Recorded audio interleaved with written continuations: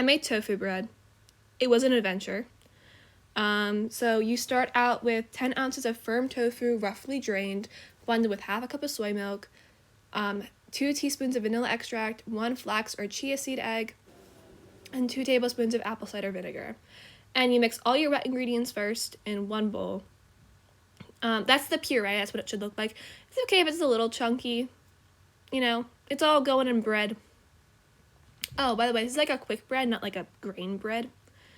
This is me trying to figure out how much vanilla I needed, and then I got like the wrong measuring tool, and I was like, shoot. And then you're gonna mix all of your dry ingredients together, and that's 1 3/4 a cup of all-purpose flour. It can be regular or gluten-free. It's all the same.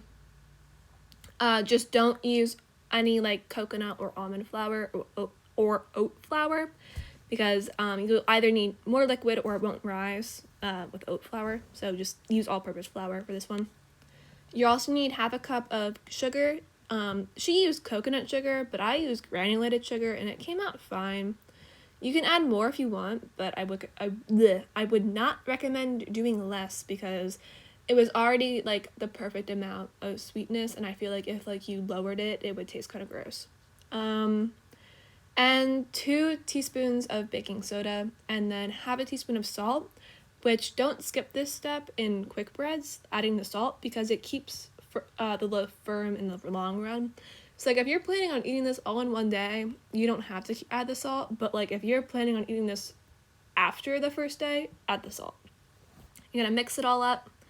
It takes forever, and I'm like awkwardly staring into the camera while doing this, or like just like doing it standing up, because I thought it would mix right away, but it didn't.